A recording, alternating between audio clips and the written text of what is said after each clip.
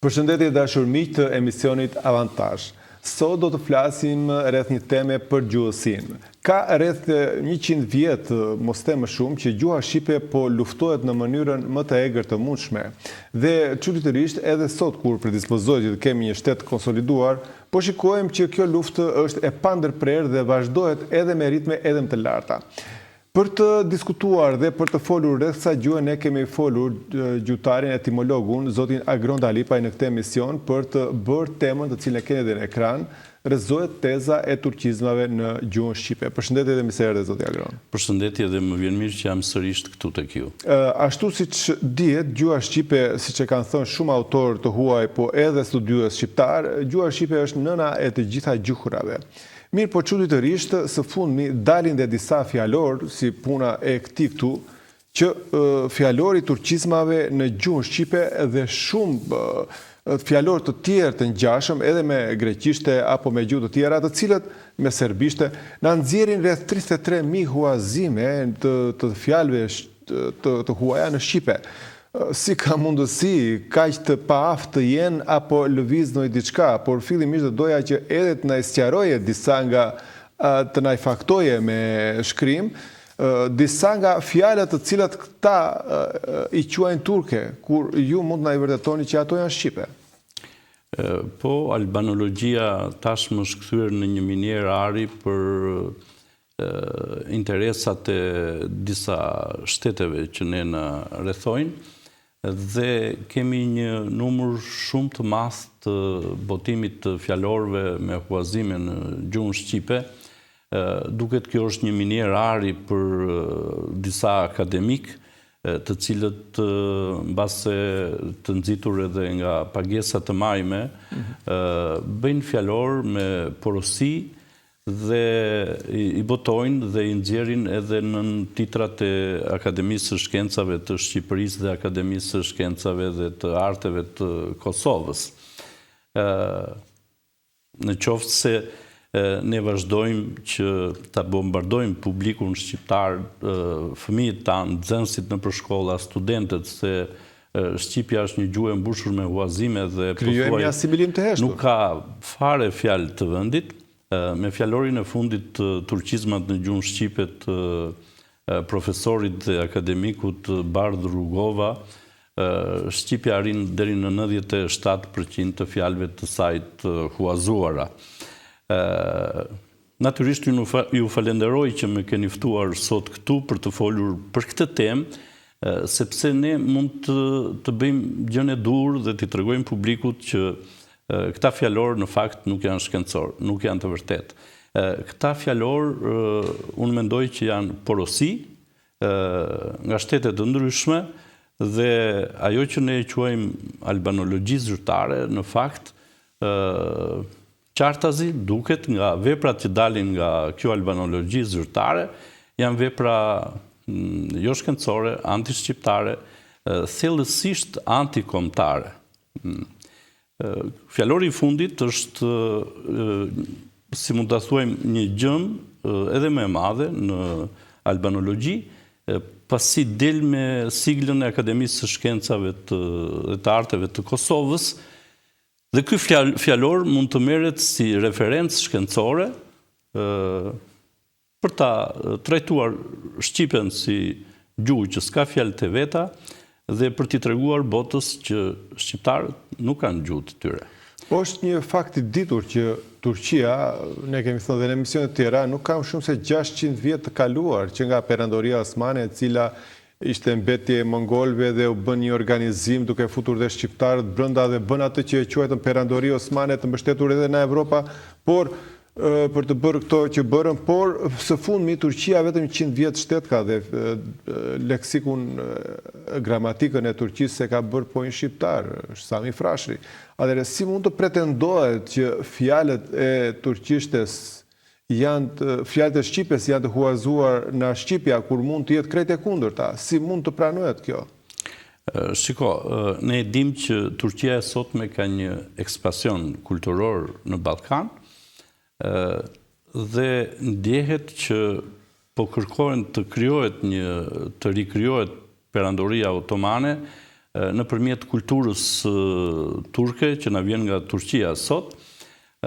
Ne dim që ekranet tona të televizorëve, që quhen televizione kombëtare, transmetojnë pafundësisht filma turq, dhe si duket shteti i sotëm turk ka ca interesa në Ballkan për të shtrirë influencën e tij dhe i paraprin me kulturë otomane dhe me kulturë bashkëkohore. Por që shqiptarët të quajnë turq, duhet që edhe gjuha shqipe të reflektojë turqizmat dhe ata duan t'i tregojnë botës perëndimore më së shumti që shqiptarët në të vërtetë janë turq, janë popullsi turke e ngelur në trojet ku janë sot, sepse kjo vërtetohet me anë të fjalorit që ata përdorin dhe në shumicën e tij ky fjalor është me turqizma.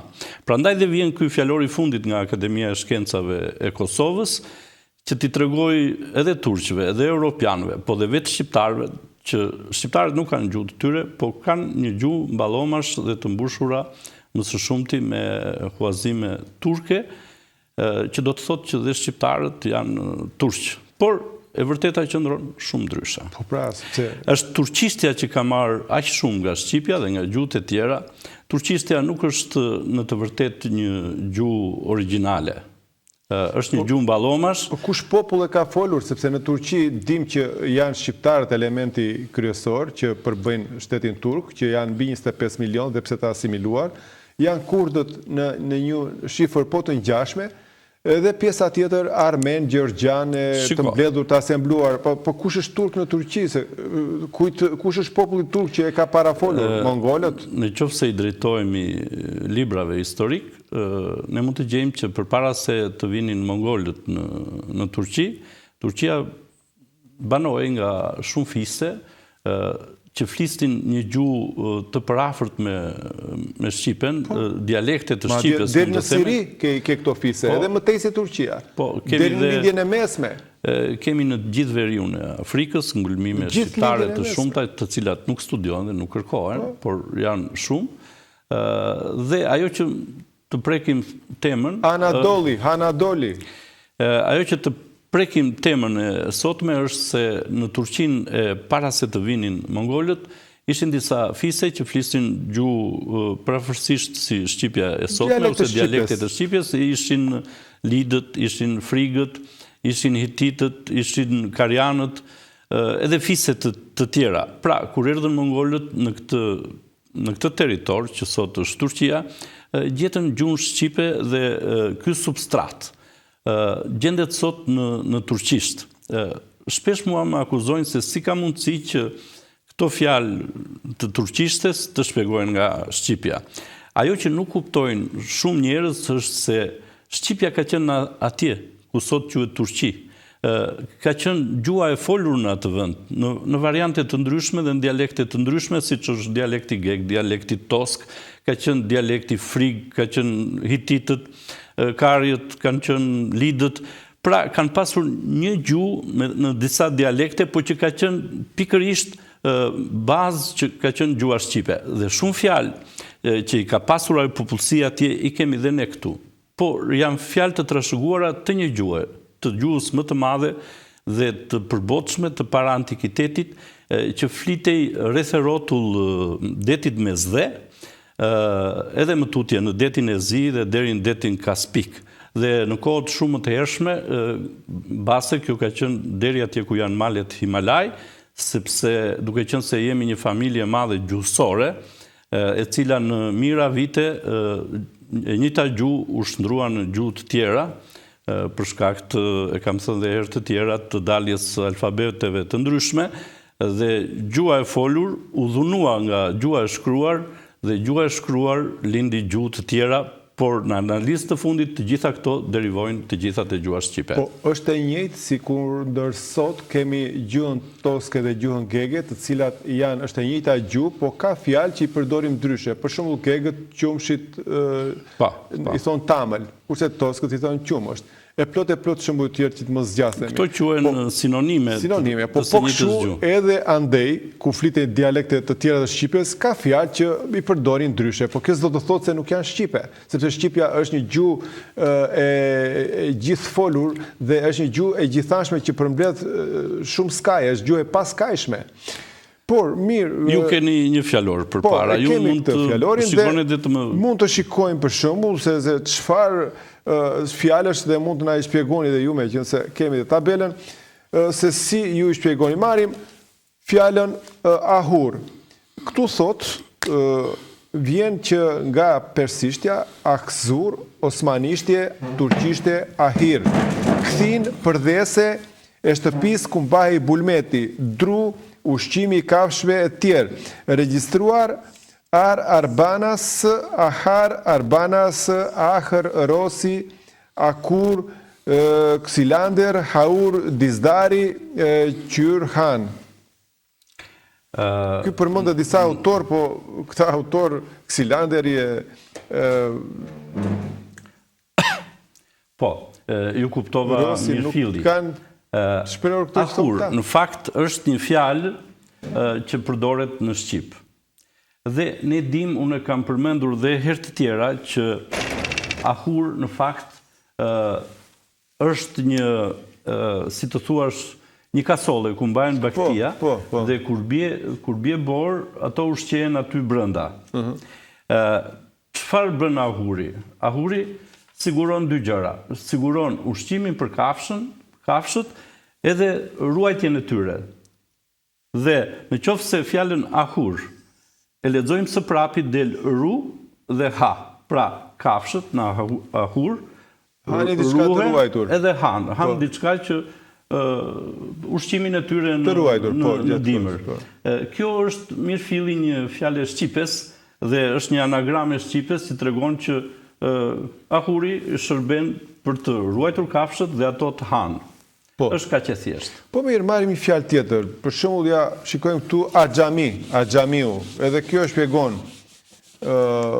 Axhami, ai që nuk fliste mirë arabishten, nga turqishtja e cemi i padishëm, i papjekur, acemi domethënë i padishëm, i papjekur, jofor, fëmijë kalama, njeri i papërvojë, i pastërvitur në një punë, naiv, regjistruar axhemi ose haxhami nga daleçe. Shiko, shumë gjuhëtar pa mundësi që të njohin si është ndërtuar fjala, dhe nga që shumë fjalë të Shqipes gjenden edhe në Turqi, por shumë fjalë të Shqipes gjenden edhe në veriun e Afrikës, nga që Shqipja ka qenë gjuha e përbotshme para antikitetit, mendojnë që populli shqiptar sot është një popull i vogël dhe është e pamundur që këto të jenë fjalë të Shqipes. Fjala axhami nuk është fjalë arabe. Gjuhëtarët arab, bile unë kam dhe video që tregojnë që fjala axhami nuk është fjalë arabe. Axhami do të thotë njeri i pamaturuar, i paditur. Është i ri, një djalë. I ri, do me thënë që nuk ka përvojë në jetë.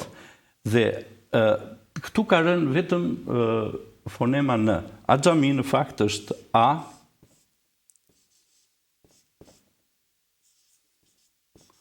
anxam, do të thotë i panxam.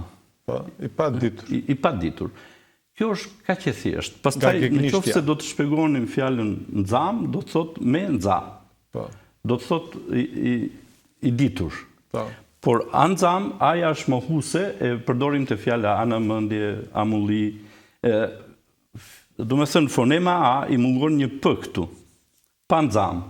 Por Shqipja ka format anamendje, amulli dhe fjalë të tjera. Edhe greqishtja e ka fonemën a si mohuese në shumë fjalë të saj, për shembull acefalos, edhe fjalë të tjera, amihanos e tjera. Pra, fjala axhami është një fjalë e mirëfillt e Shqipes dhe gjuhëtarët arab e dinë që kjo është një fjalë e huaj dhe s'ka të bëjë fare me arabishten apo me turqishten. Ndërkohë ju mund të kërkoni ndonjë fjalë tjetër. Ja, kemi këtu më poshtë azat, sepse e përdorim edhe ne në Shqipëri azat, ndaj folje azat i liruar turqisht, azade në gjendje të lirë, i lirshëm, kali është i lënë azat.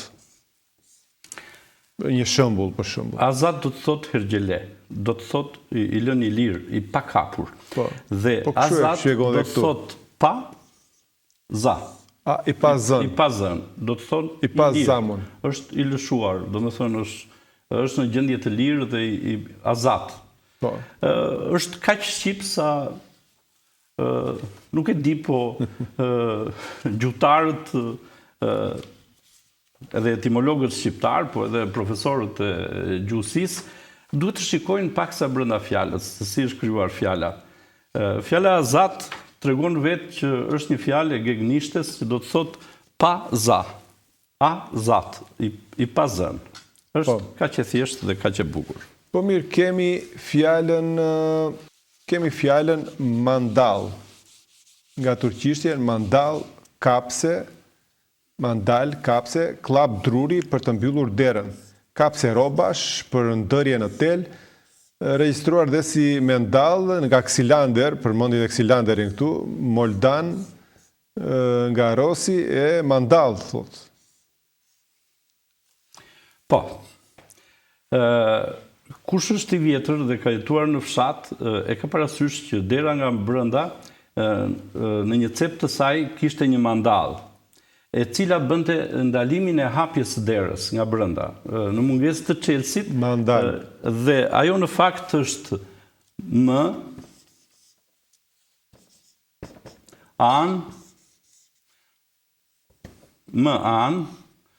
ndal. Pra, vendosej në anë të kafazit të derës dhe rotulloj kështu dhe bënte ndaljen e hapjes së derës. Pra, mandal do thot ndal, e ndal hapjen e derës. Është kaq shqip sa të çudit fakti që është kaq e thjeshtë. Ndërkohë që kemi edhe një fjalë tjetër, mangal. Nga turqishtja mangal, enë prej metali si legen ku mbahet prushi, pajisje me ngrohje me prush për të zier kafe ose për të ngrohur. Zjente kafen në mangal. Sqaron këtu. Ne dim që në përgjithësi në dhomat e një shtëpie të vjetër, siç kanë qenë odat, shpesh nuk ka pasur ngrohje. Dhe kur bëheshin, si të thuash, muhabete ose evente familjare, që dhomat të ngroj, merrnin një enë prej metalit të mbushur me prush, që quhej mangal, dhe e çonin në mes të dhomës që të ngrohej.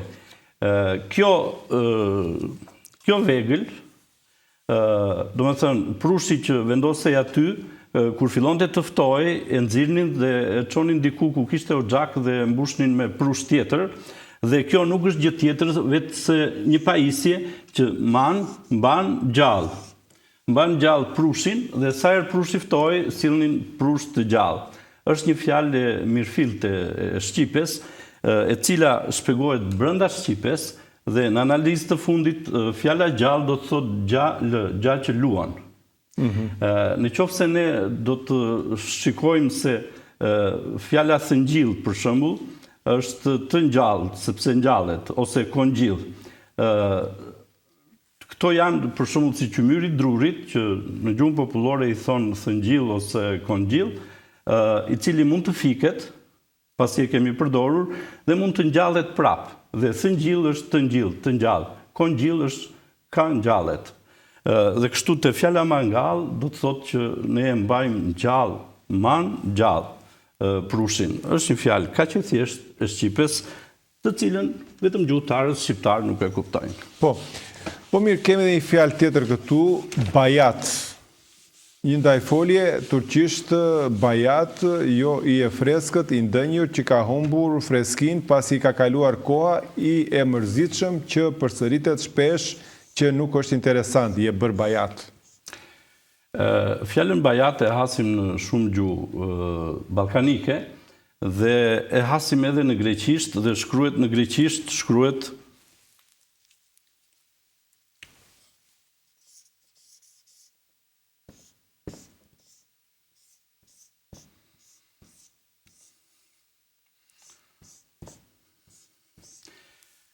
në greqisht shkruhet bagjat. Po. Kjo gëja e greqishtës kur shoqërohet nga një i lexohet j dhe bagiat lexohet bajat. Po.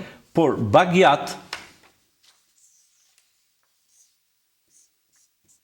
në gegnisht do të thot mba, dhe gjat do të thot gjatë, që do të thot një ushqim i mbajtur gjatë, i cili ka humbur vlerat e tij ushqimore për shkak të kohës që është mbajtur gjatë. Dhe bagjat kthehet në bajat, sepse shpesh gëja kthehet edhe në j edhe në gjë.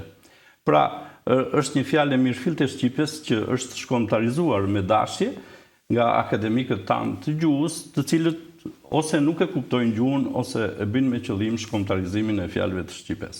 Ore, po, unë po shikoj edhe byreku na e kam bërë turqish, që thot këtu? Turqish borek, thot, shih byreçkë, regjistruar byrek Pedersen në 1825. Ky ka përmendur herojnë të albanologjisë, sikur këta kanë bërë turqizma, kanë bërë një dopje loj këta këtu olla. Ç'është e vërteta? Byreku turqisht, të gjithë autorët që njohin për albanolog nuk njohin se si është krijuar fjala.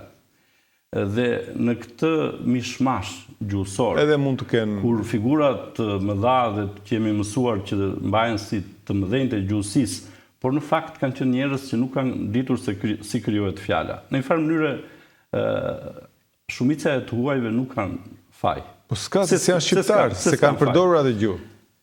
Nuk kanë faj sepse në kërkimet e tyre gjuhësore ata nuk e kanë marrë seriozisht gjuhën shqipe. Është e vetmja gjuha shqipe nga e cila mund të fillohet studimi i mënyrës se si është krijuar fjala për të gjitha gjuhët. Leibniz për shembull ka thënë nëse doni të gjeni kohën e para Krishtit duhet të studioni gjuhën shqipe. Po Leibniz ka thënë fiks që në qoftë se duam të mësojmë historinë dhe shkencën para Krishtit duhet i drejtohemi gjuhës shqipe. Në fillim Leibniz është drejtuar gjuhës shqipe, por nuk ka besuar tek ajo. Mandej në studimet më të thella të tij ka arritur në konkluzionin që thamë që në qoftë se duam të mësojmë historinë dhe shkencat para Krishtit duhet i drejtohemi gjuhës shqipe. Dhe siç e shikojmë këtu, çdo fjalë gjuhës shqipe përmban brenda një dije, por fjala do zbërthyer që të tregoj dijen e saj. Mund të më jepni një fjalë tjetër. Po këtë byrek e mbaruar, po, më thash. Byrek, po. Është çudi e madhe, si ka mundësiore byrek që ne e përdori për ditë. Byrek, e gjejmë edhe në formën burek.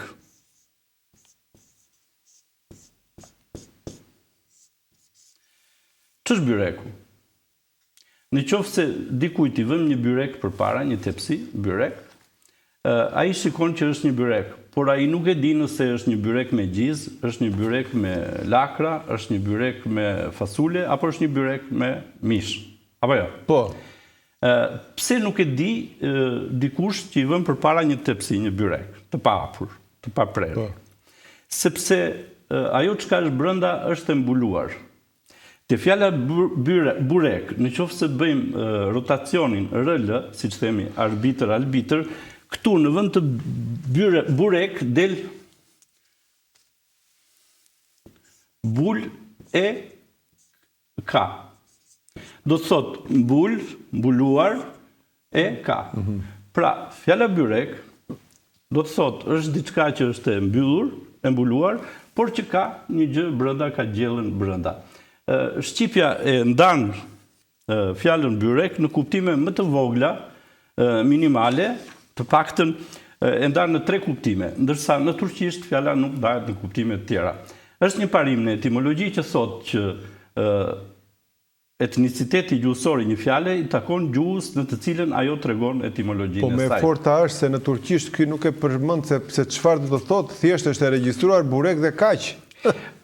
Duke i referuar Pedersenit. Po, sepse e marrin a priori, s'ka ku ta kapi. Ajo aty nuk është shkencë. Po të shohim edhe Çabejn, edhe Omarin, edhe Topallin, në fakt ata nuk merren fare me fjalën.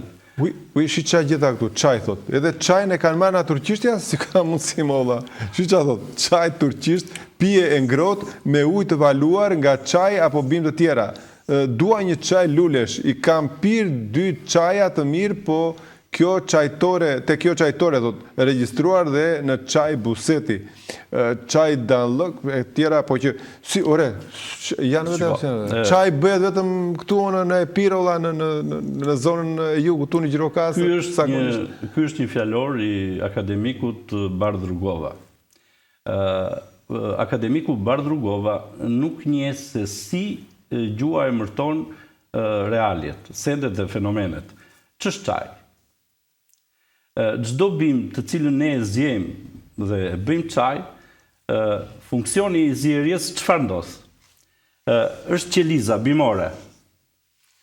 Në momentin që ne fusim gjethet e çdo lloj çaji që bëjmë çaj, qoftë çaj malit, qoftë mente, qoftë bliri, lule blirit, qoftë kamomili, të gjitha këto çajra kanë brenda qeliza, e cila kur bie në ujë të nxehtë, qeliza fryhet dhe në një moment qeliza çahet dhe ders gjitha të spazmën që ka brenda, edhe fillon çahet dhe çaj dhe është e lidhur me qen çaj. Pra ajo çan gjitha të ekstraktin që ka brenda, për shkak se çahet spazma e qelizës nga nxehtësia. Dhe folja çaj kalon në çaj. Pra çdo çaj është një qarje e qelizës e cila fryhet, çahet ajo spazma dhe ders ekstraktin që ka brenda dhe që ne e pim. Pra fjala çaj vjen nga fjala çaj. Bile edhe qarja, kur njerëzit qajnë, është qarje e spazmës syve, e qeskës, dhe çaj do të thotë çaj, çarje dhe rrjedh lëngu i noktit. Edhe në Kosovë e përdori mos çaj, se me çën ata e ndryshojnë. Pra, është një fjalë e mirëfillt e shqipes, mungesa e besimit te gjua amtare, edhe pagesa që bëjnë të huajt që ta nxjerrin shqipen si gjuhë që vetëm ka marrë, ka shkaktuar këta fjalor dhe shumë të tjerë.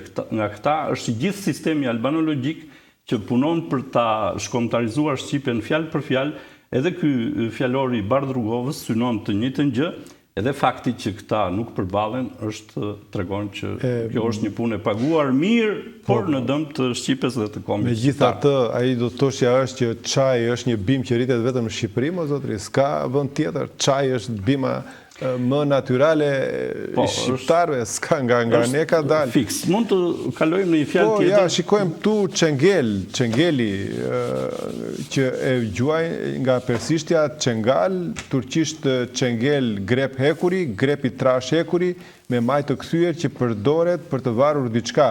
Grem çekuri, ganç, regjistruar edhe si çingel. Qengel, do me thënë, ku di unë, nuk e di si ta shpjegoni ju, po... Ky është një qengel klasik. Po. Në të cilin neve vendosim gjëra, edhe i ngrejmë ose i ulim, apo jo? Po. Dhe qengel,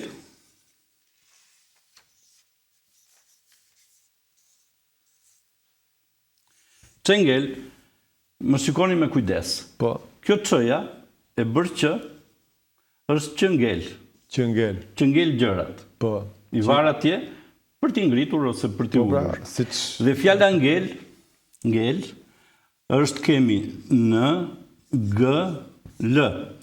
Dhe e lexuar së prapi, çngel ose qengjel është L, G, N. Pra e L, G, N këtu, edhe e përdor për ta. Pra qengel është qengel, qengjel, qlgjn. Është një fjalë e mirëfillt e shqipes, që gjua shqipe motivon thjeshtësisht edhe shumë bukur para saj.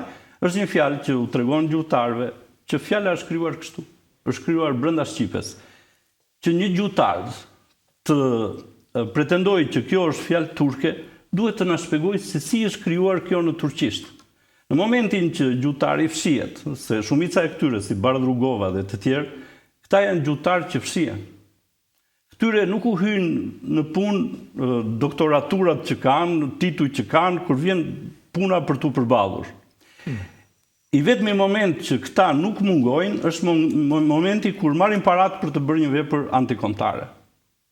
këta ose duhet të provojnë që janë antikombëtar, të tregojnë, sakt, ose duhet të pohojnë që janë ignorant. Por gjithsesi, për sa paguhen edhe nga taksat e popullit shqiptar, këta duhet të japin diku të mbajnë përgjegjësi. Po pra. Le të marrim fjalë tjetër që shikoj këtu, që ne e përdorim shpesh. Çezmë, nga persishtja prap, çesme, burim, krua, turqisht çesme, gyp alug nga kur jedh ujë i pishëm, regjistruar edhe si çesme nga Jung, nga Carl Jung, çesme, daleçe, thot është xhezmë. Qa janë këto që bëjnë këta molla? Qezëm. Është fiks qezëm. Nga sa po kuptoj unë, pa ditur se qa do thua ti. Qezëm. Po. Është një burim ujë, por në dallim nga burimi i ujit në natyrë, ne mundemi ta kursejmë sepse ka një rubinet, me të cilin ne ose e hapim ujin, ose e zëm. Dhe qezëm është kjo çëja e bërë që e zëm, qezëm, që e ruajmë, që e kursejmë. Ja bi dhurat profesor Bardh Rrugovës shpjegimin e kësaj fjale, dhe do t'i lutesh saj që mjafton të na shpjegoj se si është ndërtuar nga turqishtja ose nga persishtja kjo fjalë, dhe unë nuk do flas më për punën e Bardh Rrugovës. Kalojmë në një fjalë tjetër. Po, kemi një gjerdan këtu, gjerdanët nga turqishtja thotë, gerdan, gush, varg me gur të çmueshëm, regjistruar edhe si Gjardan, do më thënë, disgrot, ka marrë referencë disgrotin, Gjerdon, Arbanas, Gjerdan. Po kur thot Arbanas, përkushtohet e Shqipes? Po, Arbanas i përkushtohet Shqipes dhe flitet për Arbanasit e Kroacisë, të Zarës. Mitko, Gjordan, Kurtigano, Gjerdan. Ç'është Gjerdani? Gjerdani në fakt është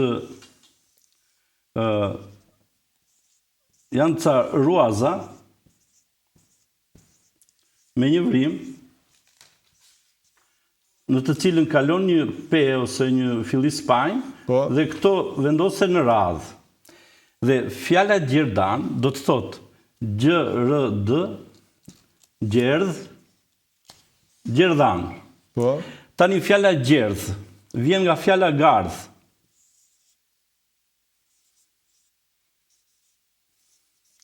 Por vetë fjala gardh vjen nga gjë radh. Pra gjë vendosur me radh. Atëherë ja ku i kemi gjë, r edhe dh. Gjë vendosur me radh, të vendosura me radh. Është fjala shqipe radh. Edhe fjala e pacaktuar e shqipes gjë. Do të thotë gjë e vendosur me radh. Është njësoj si të fjala gardh, gardan, gjë radhan, gjë me radh. Sepse edhe gardhi bëhet me radh, të caktuar. Kemi të bëjmë pikërisht me një fjalë formim të shqipes, që edhe në këtë rast është çkomtarizuar me ndihmën e titujve të personave që paguhen dhe që kanë tituj akademik, si që është profesor Bardh Rrugova. Thuaj se gjithë ky fjalor është kështu, po ja shikoj një fjalë tjetër. Hadum, hadumi, hadumët.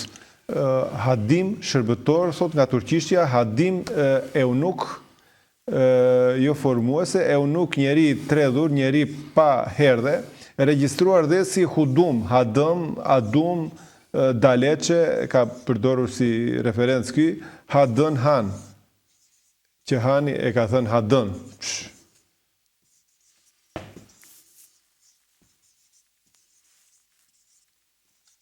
Në fakt, unë asë në Shqip nuk e di çfarë do të thotë had, po... Hadëm, ose hadum, baras me Bardh Rrugova.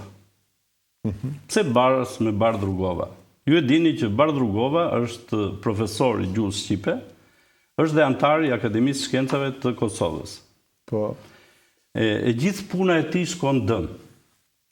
Populli me fjalën hadëm, quan një njeri i cili ha, si gjithë njerëzit e tjerë, por nuk riprodhon dot specien e tij sepse ka pamundësi seksuale për të lënë shtatzan për shembull gruan. Këta njerëz që janë të paaft, quhen impotent në gjuhën e sotme, po fjala shqipe e saktë është përsa Zoti e ka krijuar njeriu të riprodhohet, të gjithë meshkujt që nuk riprodhojnë janë ha dëm. U shkon dëm ajo që han, sepse nuk bëjnë detyrën kryesore që u ka caktuar Zoti që të riprodhojnë specien e tyre. Në gjuhën e vjetër shqipe kjo quhet fjalë ha dëm, sepse ky njeri nuk e riprodhon. Ky e mbyll një familje, e shkatron dhe nuk vazhdon më familja. Dhe këta njerëz quhen hadëm në gjuhën popullore. Pra kjo mund të jetë një fjalë turke, po e ardhur nga shqipja. Kjo është një fjalë që është pikërisht fjalë shqipe që përdor edhe turqistja, por nuk e shpjegon dot.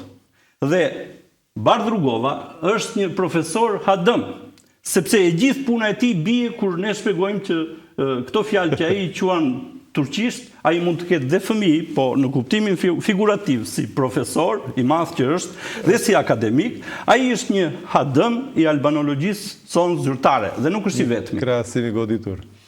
Mirë, shikojmë. Më fal profesor Bardhi, po në mungesë të përballjes, mua duhet të flas se puna jote shkon dëm kur dikush si unë del dhe shpjegon që fjalët që ti ja ke shkomtarizuar gjuhës shqipe dalin që janë fjalë shqipe dhe i gjithë fjalori tuaj është shkon dëm dhe ti e ke ngrënë bukën dëm, bukën që të ka ushqyer populli shqiptar, ti e kthyer kundër popullit shqiptar dhe mund të gjejmë edhe një fjalë tjetër për ty, por po mjaftohemi me këtë. Po.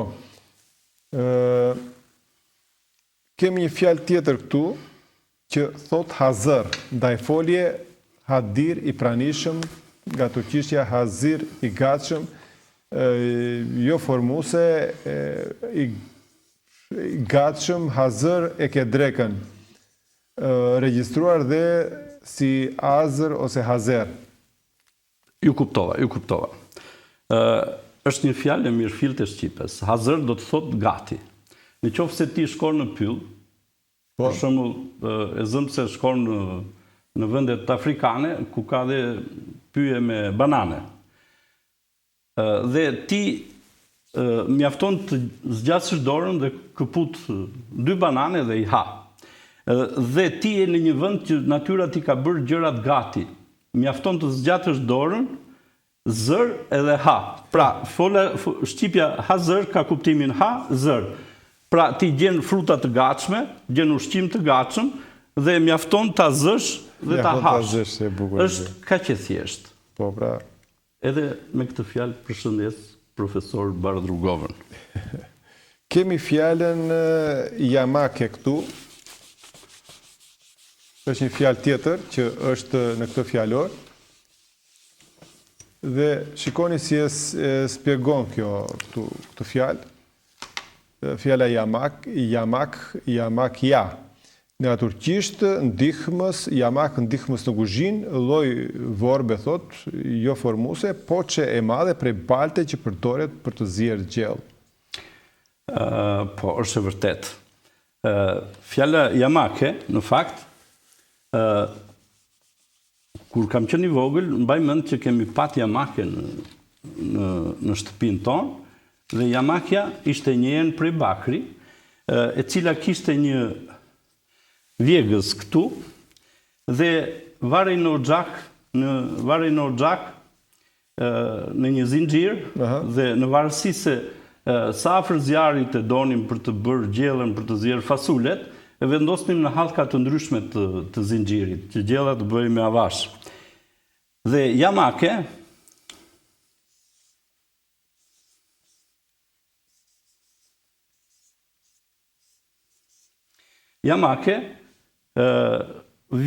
mjafton ta bëjmë jën lë, siç themi ulk, dhe fjala jamake del la, ma, ke.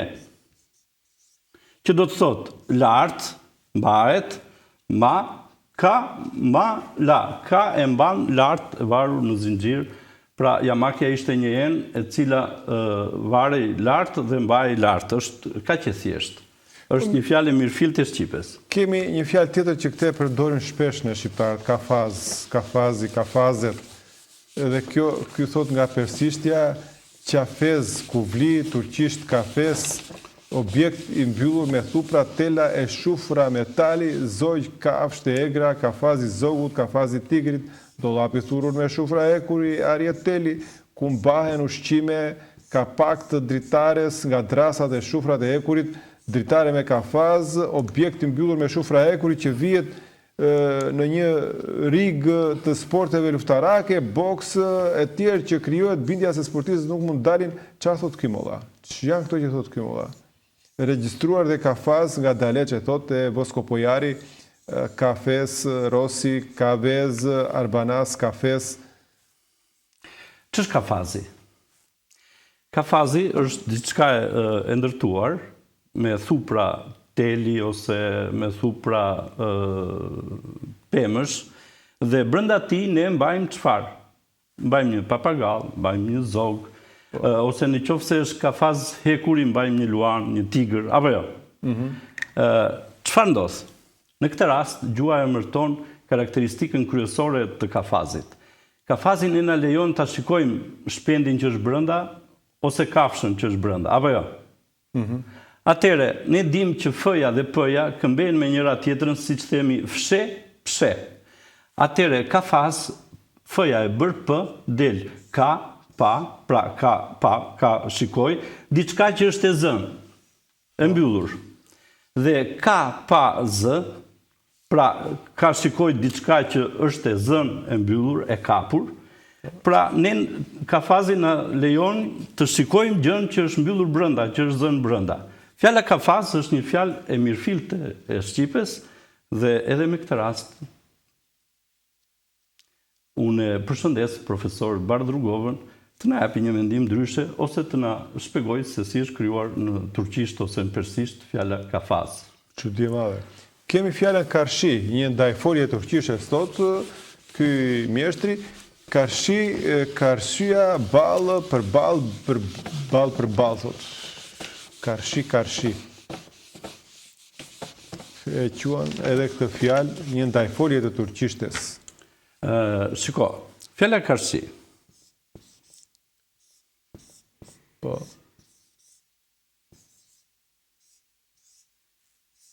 Karshi. Jemi karshi do të thotë ballë për ballë. Unë të shikoj ty, të kam në shikim, apo jo? Po. Ne dim që r-ja këmbehet me n. Pra, jemi në rastin kur themi për shembull e bëra, e bana, rëra, rana. Atëre te fjala karshi kemi ka, r-ja e bër në shi, në shikim, ose në sy. Po. Të kam ka në shi, ka në shikim, ka në si, në sy. Po. Pra, fjala karshi është një fjalë mirëfillt e shqipes. E cila është kombëtarizuar jo vetëm nga Bardrugova, i cili ka gjetë gatshëm fjalor, por edhe nga Çabej, edhe nga Topalli dhe nga të tjerë gjuhëtar. Dhe një fjalë kaq e bukur e shqipes është quajtur fjalë e huazuar nga turqishtja, e cila e ka marrë nga persishtja sipas tyre, por në asnjë rast ata nuk na shpjegojnë se si është krijuar fjala në persisht ose në turqisht. Po kemi një fjalë këtu kurt, që në fakt tani kujtova nga që më kujtua dhe Albin Kurti, i famshëm presidenti, kryeministri i Kosovës. Kjo fjalë, domethënë, vjen nga shqipja, nga turqishtja, si e shpjegon Agron fjalën kurt, që këta edhe kanë anashkaluar në fjalori. Fjala kurt do të thotë ujk. Fjala ujk është një fjalë që ka bërë me dhimbje koke të gjithë gjuhëtarët, se afërsisht është në të njëjtën formë, Wolf, Liko, Lupus, në shumë gjuhë, është e njëjta fjalë. Përdorin gegët? Jo, fjalën gegët e përdorin ulk. Ulk, po. Po lëja këmbet me jën dhe ne themi ujk. Po. Siç themi. Po kurt kush e përdor?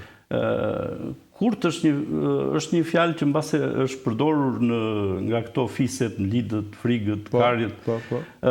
Por fakti që kjo gjendet edhe në Shqip do të thotë që dikur ka qenë dhe në Shqip. Kurt.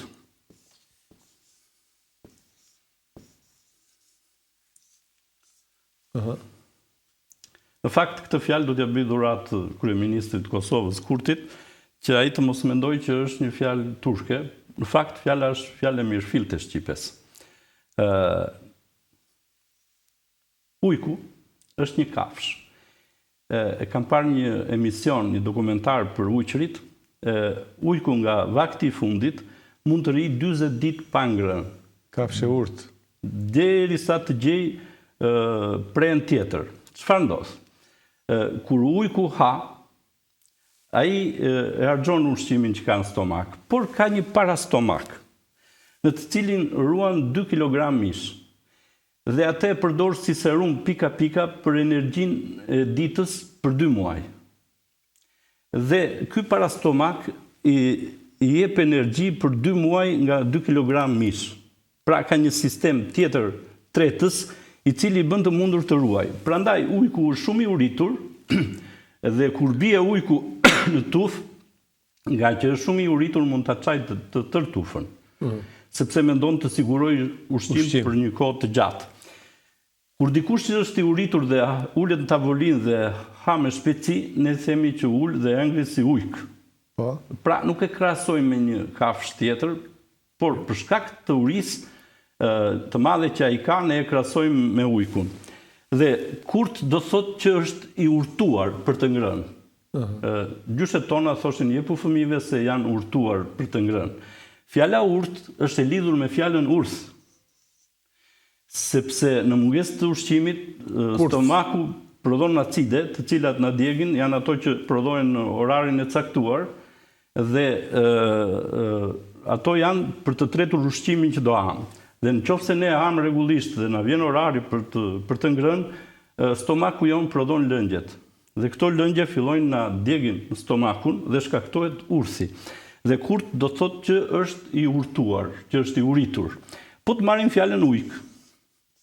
Po. Në qoftë se e bëjmë jënër, si që themi bir bi, del ur k. Uri ka. Pra, fjala ujk është shumë e thjeshtë. Tregon një kafsh që është shumë e uritur. Është kafsha më e uritur në botë sepse mund të rri 2 muaj pa ngrënë. Dhe uri ka, urk, r-ja kalon në j, ujk. Po. Edhe ulk, sepse r-ja kalon dhe në l. Prandaj themi her ulk në gegnisht edhe her ujk në tosknisht. Është kaq e thjeshtë. Lidhet me urthin, lidhet me kurthin, lidhet me shumë gjëra. Me këtë rast me që ne shpjeguam dhe mbi emrin e kryeministrit Kurti, ai duhet të kujdeset të paktën se çka boton Akademia e Shkencave dhe Arteve të Kosovës dhe mos të lejoj që jo vetëm fjalën kurt të na e bëjnë turqisht, po dhe një mori fjalësh të tjera dhe mos të kemi më fjalor si ky me 13.000 turqizma në gjuhën shqipe, por atje në Akademinë e Shkencave të bëhet një krehje e mirë. Po, në fakt, gjithë politikanët shqiptarë janë projekte të huaja, janë projekte shqiptare, po kjo është një temë tjetër. Dhe shpresojmë që Kurti të tregohet ujk i vërtet për të mbrojtur gjuhën shqipe. Se besoj. Po megjithatë, shqiptarët e Kosovës do dinë ta dallojnë çik më mbrapa, se tani akoma është shpejt për ta. Megjithatë, shikojmë një fjalë tjetër, futemi temës. Mash, thot këtu, turqisht, persisht, mas, turqisht, masa, kapse, masha. Jo formuse, përdorse hekuri për të cilin kapin prushin e tjerë, regjistruar si edhe mashën, e mashkë, mashigë, mashan, mashaz, mashic. Na doli dhe shërbis tani këtu. Tani, kemi thënë që gjua emërton funksionin. Po. Cili është funksioni i mashës? Masha ka dy kapse, apo jo? Po. Që kur i shtrëngojnë, kapin një copë prushi, ose një thel mishi. Kapin diçka. Dhe e mban të zënë. Po. Ne dim që shëja është dëmbore, apo jo? Po. Ne themi shvesh, por themi edhe zhvesh. Zhvesh, po. Atëre, të fjala mash, në qoftë se e bëjmë shën zë, dhe ma, zë. Pra, e mban në gegënisht zën. Pra, e kapim diçka dhe e mban zën. Zëja ka kaluar në shë njësoj si tek zvesh, shvesh, çvesh, xhvesh. Pra, kemi të bëjmë me një dhëmbore e cila zvendësohet nga një dhëmbore tjetër. Dhe fjala mash është do të thotë mban zën. Por çfarë ka ndodhur? Të gjithë këta gjuhëtarët tanë që shkruajnë këtu, i ka kapur një mashë huaj dhe i mban të zën. Dhe nuk i lëshon. Dhe duket edhe i paguan që të rinë ashtu. Në atë gjendje. Me që se marrim dhe i fjalë të fundit, që ta mbyllim demonstrimin e këtyre fjalëve, që duket qartë që kanë dalë në Shqipja dhe që këta ja kanë atribuar turqishtes, është dhe fjala mesele, meseleja, masallat, çështje turqisht, mesele, i ndodhi që tregohet me gojë, ngjarje, histori e shkurtër, rëndome, përmbajtje edukative, po tregon mesele, po tregoj mesele. Çështje pune, tjetër mesele që nga kjo punë, ky sjaron shqip më vlla. Bizet fjalë e diçka më e madhe si ngjarje, u bë mesele ajo punë, regjistruar dhe si mesele, mazal, arbanas, mesele, mesel, rosi, thot. Është një fjalë e mbar shqipes, por që e ka marrë dhe turqishtja. Turqishtja nuk ishte ku t'i gjente fjalët dhe mori fjalët gjithandej dhe natyrisht që mori dhe shumë fjalë të shqipes. Ç'është meseleja? Meseleja është një histori e treguar si gojdhan, goj mbas goje, e lën me gojë. Por në vend të fjalës gojë, ne këtu kemi fjalën zë. Dhe mesele është me zë, lë, e lën me zë. Pra, kemi tre fjalë të shqipes, me zë, lë, le, që do të thotë që kjo histori është lënë me zë, me gojë, nga një njeri tek njëri tjetër, është si gojdhan. Dhe trashëgohet brez pas brezi. Është një fjalë shumë e thjeshtë e shqipes. Do të mjaftonte vetëm rotacioni ose metafonientizmi i dy dhëmboreve, SZ, siç themi, mëngjes, mëngjes, këndez, këndes. Pra, është kaq e thjeshtë që gjuhëtarët tanë ta kuptojnë që është një fjalë shqipe, por gjuhëtarët tanë janë hadëma. Hadëma. Dhe duke qenë se ne kemi të bëjmë me një klik hadëmash që kanë uzurpuar albanologjin, është normale që ata të na i kthejnë të gjitha fjalët të na i quajnë turqizma. Sepse hadëmat hanë dhe hanë nga do që u vjen çeku. Por duke qenë se hanë edhe nga gjuhë shqipe, duhet të pranojnë që ka dhe fjalë shqipe. Po, bra. Megjithatë, duke marrë të parqen ose të mirëqen që prej shqipes rrjedhin dhe të gjitha gjuhët e tjera, duhet të kuptojmë që krijimi i këtyre gjuhëve është bërë dhe në formë shkëmbimi simbolesh, gërmash, në formë anagrame. Për shembull, fjalë që lexojmë brap, siç është Cirili dhe Metodi, të cilët nuk kanë qenë njerëz, por përmes tyre është kriptuar fshehja apo paraardhja e gjuhëve latine apo gjuhëve cirilike. Dhe në qoftë se e shkruajmë këtu, që ju e mund ta shkruani Cirili Metodi, në qoftë se e lexojmë si anagram, të shikojmë se çfarë kuptojmë. Ja ta bëjmë një shembull aty, ta shkruajmë Cirili Metodi. Shiko, metodi njihet edhe si methodi. Po. Sepse të jam e thënë janë dhëmbore dhe këmbesi. Po fillimisht ne duhet ta shkruajmë Metodi dhe Cirili, të shikojmë kanë qenë vërtet njerëz apo është një metodi. Ne themi Theodor, Teodor. Dhe S dhe T është njësoj, theatër, teatër. Methodi edhe Kirili. Cirili, me C. Kirili. Dhe shojmë që methodi e lexuar metod, e lexuar së prapi është do them ilirik. Po, ilirik. Pra, është një do them, është një do them ilirik. Po. Këto janë zgjedhur dhe janë emërtuar dy persona të tillë që kanë qenë fetar dhe personat fetare dhe ata që janë sot, për shembull, edhe Papa i Romës ka tjetër emër në certifikatën e lindjes dhe tjetër emër fetar. sepse për shembull kemi At Ioanin, tjetër emër ka në pasaport, në certifikatën e janë linjës. emërtime që Këto i përdorin të gjitha fet, si punë gradash. shumica e feve. Dhe edhe këta dy është do them ilirik. Pra, do të flasim ilirikun dhe po të shikojmë gjua serbokrate është ndërtuar mbi bazë të shqipes.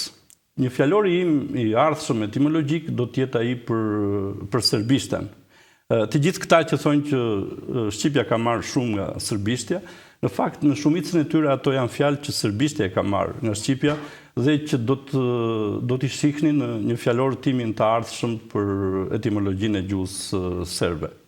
Shpresoj, Agron, të na kenë dëgjuar autorët e këtyre librave si Namiz Leshi, Bardh Rugova, Xhevat Loshi, Shaban Sinani, Enkeleda Latifi, e të tjerë që kanë marrë dhe tituj akademikësh, profesorësh, mbi botime të cilat janë sakrilegj ose janë dëmtues të gjuhës shqipe, që po thonë dhe të kundërtën, mirë s'po bëjnë atë që duhet, po thonë dhe të kundërtën, ndërkohë që kishin plot të drejtën të bënin atë që duhet dhe të vlerësoheshin për të vërtetat që thoshnin, por janë vlerësuar për mashtrimet që na thonë.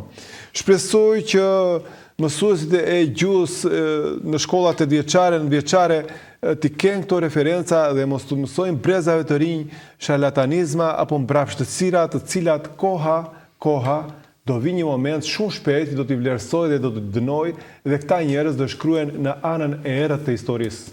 Jeni të sigurt, por që mësuesit dhe profesorët e shkollave 8 vjeçare, 9 vjeçare apo të mesme duhet jenë me këmbë në tokë, sepse janë bij të këtij vendi, janë njerëz të thjeshtë të këtij populli dhe popullin e tyre nuk duhet ta çojnë drejt mashtrimit, pavarësisht se akademitë e shkencave po i çojnë në qorcokak, pavarësisht se Ministria e Arsimit po i mëson gjëra të mbrapshta, ata duhet jenë me këmbë në tokë dhe të ndajnë gjërat që vërtet i dëmtojnë brezat dhe i mbyllin syt njerëzve me gjërat që duhet dhe janë pa rëndësi për t'u treguar. Gjithsesi, Agron, edhe njëherë fjala për ju para se ne t'japim fund këtij emisioni, që ishte shumë domethënës, që ju e shtëruat dhe na treguat me fakte se çfarë dëmesh kanë sjell këta njerëz që për fat të mirë shpresoj që koha shumë shpejt do t'i nxjerrë opsajt, siç do nxjerrë dhe ata që i kanë urdhëruar, skandalet e shumta që po dalin, nuk po dalin kot, dhe shpresoj që ky vend të çlirohet një herë mirë nga të gjitha sharlatanizmat. Shiko, koha do haj të gjitha emrat e këtyre që kanë punuar dhe janë paguar për të punuar kundër gjuhës shqipe, kundër të vërtetës më të madhe gjuhësore në botë, kundër origjinës të gjitha gjuhëve indo-europiane që padyshim është gjuha shqipe. Nuk kemi të bëjmë me persona të veçantë, ndaj të cilëve duhet të hakmerremi dhe t'i përmendim. Siç thamë, Bardh Rugova është njëri nga ata, është i gjithë sistemi albanologjik që është kthyer kundër identitetit kombëtar të shqiptarëve dhe faktet janë të shumta, janë fjalorët e shumtë etimologjik dhe fjalorët e huazimeve, është gjithë kahja e drejtimit të gjithë studiuesve i drejtojnë për të gjetur huazime në gjuhën shqipe dhe të gjithë ata që gjejnë pseudo huazime, sepse në shumicën e tyre këto nuk janë të vërteta, janë fjalë të shqipes siç shpjeguam këtu, të gjithë këta shpërblehen me tituj, me doktoratura, me tituj akademik, siç është shpërblyer për shembull Shaban Sinani, që në 10 vjet tek revista e tij Perla e financuar nga Irani, nga një kompani e Iranit, botoi rreth 10.000 huazime perse në gjuhën shqipe, se ku i gjeti ai 10.000 është punë e tij, po për shkak të investimit të Iranit ai përfundoi edhe si antar i Akademisë së Shkencave. Ai arriti që të botoi edhe librin e fjalorin e huazimeve perse në gjuhën shqipe të Dizdarit, që nuk ishte botuar ndonjëherë, dhe çudia është se në atë fjalor kemi 8 parathënie dhe pasthënie nga akademik të ndryshëm, Nuk ka asnjë libër në botë, as fjalor, as ndonjë libër tjetër shkencor që të ketë 8 parathënie si 8 kumtesa të mëdha për të vlerësuar se Shqipja ka shumë persizma. Duket që kompania iraniane, Al-Shahrazi si ka ajo, ka paguar mirë dhe Shaban Sinani ishte një investim iranian në Akademinë e Shkencave që leu dhe shumë akademik të tjerë dhe shumë nga ta që kanë bërë parathënjet dhe pasthënjet. Sepse që t'jetë bindës një fjalor huazimesh në gjuhën shqipe, duhen emra akademikësh. Dhe këta emra akademikësh paguen për të qenë aty. Shaban Sinani duhet përzën një orë më parë nga Akademia e Shkencave e Shqipërisë dhe të gjithë ata që kanë emrat në ata parathënjet dhe në pasthënjet. Akademia e Shkencave e Shqipërisë është një organizëm që është krijuar për të nxjerrë në pa identitetin e kombit shqiptar dhe nuk mund të përdoret për të kundërtën, për të çkomtarizuar shqiptarët, për të treguar botës që shqiptarët nuk kanë as identitet gjuhësor dhe as identitet kombëtar. Akademia e Shkencave e Shqipërisë dhe Akademia e Shkencave e Kosovës duhet pastruar nga gjithë, si ta gjejmë një fjalë, kriminalët e gjuhës shqipe. Nga gjithë qenefët e huaj. Pra, këta me pak fjalë mund të quhen kriminalë të gjuhës shqipe. Jo mund të quhen, ata janë. Thjesht mungon një përpjekje për t'i çuar ata në për gjykata, sepse ata sot janë sistem dhe i mbron një sistem. Sistemi antikombëtar, antishqiptar është sistemi i sotëm zyrtar që quhet sistem albanologjik. Ky sistem është thellësisht kundër kombit shqiptar dhe ata kanë bërë vepra dhe çka bëjnë? Ata marrin referenca nga njëri tjetri. E quajnë për shembull këtë që ka bërë Tahir Dizdarin, e quajnë shkencëtar, kur ai nuk ka bërë ndonjë shkollë gjuhe. Dhe marrin referencë nga Tahir Dizdari për t'i quajtur fjalët e shqipes të huaja, nuk u intereson fare që ai është pa shkollë në këtë drejtim, dhe e quajnë referencë shkencore. Dhe kështu marrin si referencë shkencore të tërë slavët që kanë punuar kundër kombit shqiptar. Kanë marrë Miklosicin. Dhe referencë pas reference, sistemi i quan shkencë dhe në fund i lën shqipes vetëm 3% të fjalorit të saj si gjuhë shqipe. Është pikërisht ky fjalor që kemi në dorë. Mund të më bëni një krahasim kush është kriminal më rrezikshëm, ai që vret 1, 2 apo 5 individ apo ai që vret një popull të tërë përmes një popull shkrimeve të pavërteta. Një popull, siç është populli ynë, ka disa milion njerëz. Por nuk ka 1 milion fjalë. Këtij populli po t'i vrasësh fjalët, e ke vrarë vetë popullin. Një nga mallkimet më të rënda që ka populli shqiptar është mallkimi tu preft fjala. Këtë e kanë përdorur malësorët. Tu preft fjala do të thotë ti të mos kesh mundësi të flasësh në logë të burrave. Dhe një njeri që nuk ka mundësi të flasë në logë të burrave nuk është burr. Një popull që ja presin fjalën, ne na kanë prerë 97% të fjalëve. Dhe këta janë akademikët shqiptar. Ne kanë bërë në për letra, po. Këta kanë masakruar në fakt popullin shqiptar. Këta të gjithë duhet të kalojnë në bangën e të akuzuarve. Po nëse disa nga këta bëhen të penduar të drejtësisë kur të vjen para gjyqit, që me siguri do të vjen një pjesë e madhe e tyre se kanë moshën për të vajtur, kurse një pjesë e tyre mbase edhe i kthejnë patkojnë atë dielli më shpejt, po nëse do të vjen dhe do të bëjnë të penduarin e drejtësisë, a do të nxjerrin fakte këta që jo vetëm do vërtetojnë këto që thoni ju, po do hedhin poshtë? Faktet ekzistojnë. Në një anë, sistemi vlerëson të gjithë ata që e nxjerrin shqipen të huazuar dhe i vlerëson me çfarë? Me tituj, me grada edhe me para, me rroga të majme dhe me shpërblime. Dhe në anën tjetër, ky sistem lufton të gjithë ata që nxjerrin të vërtetën. Mjafton vitin e kaluar të shohësh peticionin që bën ndaj meje dhe kupton që ky sistem vepron si një sistem inkvizicioni. Pra këta janë ne jemi, nuk është sistem shkencor, është sistem inkvizicioni. Këta duhen përzën, këta duhet nxjerr me tym, jo me forcë, këto duhet futur tymin në Akademinë e Shkencave të Tiranës dhe të Prishtinës. Këta duhet të dalin si dhelprat, si kunadhet nga vrimat ku janë, dhe populli t'i pres të dera dhe t'i përshty. Këta nuk meritojnë gjyqe kështu, këta meritojnë që të përshtyen nga populli. Këta nuk duhet të lejohen të futen më në për akademira. Këta fshihen, këta janë hadëmët. Këta janë hadëmët, këta nuk na duhen. Nuk na duhet ky Bardh Rugova. Ky mbas kësaj vepre, turqizma në gjuhën shqipe, mund të bëjë një vepër tjetër dhe nxjerrë 20.000 slavizma në gjuhën shqipe, sepse ky paguhet për të bërë këtë. Ky duhet të tregojë se çfarë nxiti për të bërë këtë fjalor, i cili nuk është i vërtetë.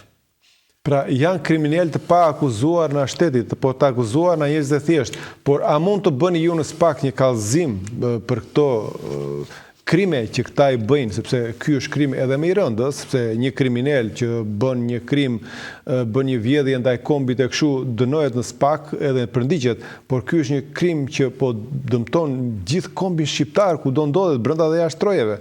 Kështu që a është një detyrë SPAK-ut që të jetojë dhe këto lloj krimesh? Nuk e di, unë kam bërë përpjekjet e mia të paktën për të bërë një padi ndaj kryetarit të Akademisë së Shkencave të Shqipërisë, po ai është i mbrojtur aq shumë mirë nga ligji sa të gjithë juristët me të cilët kam folur më thonë që atë e mbron ligji. Se si mund të mbrojë ligji një njeri që është 20 vjet antar i Akademisë së Shkencave dhe nuk ka shkruar një libër, vetëm këta e din. Këta e din. Këta mbrohen ligjërisht. Ky sistem i cili është krijuar kundër kombit shqiptar, është krijuar në mënyrën të tillë që ky të jetë i mbrojtur nga ligji. E vetmja gjë që ne mund të bëjmë është një revolt popullore përpara parlamenteve të Shqipërisë dhe të Kosovës, pasi çdo revolt që mund të bëjmë, në fakt protest që mund të bëjmë përpara akademive nuk vlen, sepse këto akademi mbrohen nga sistemet që kemi. Nga ligjit e mbrapshta që janë vendosur. Hadëmi mbrohet nga sistemi qeveritar. Kur them ky hadëm, të gjithë hadëmët. Këta nuk kanë turp, këta nuk kanë cip. Këta janë korrekt kur marrin rrogën dhe kur marrin shpërblimet për të bërë një punë kundër gjuhës shqipe.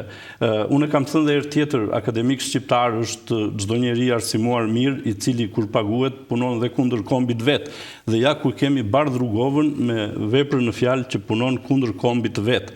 Ky në asnjë rast nuk ka për të folur për çka ne përflasim këtu. Ky nuk ka për të folur kur dhe nuk ka për të bërë asnjë shkrim në një media ose dalin media të mbrojë këtë vepër që ka bërë. Ky thjesht është gati të bëjë dhe 100 vepra të tjera si kjo, mjafton të paguhet.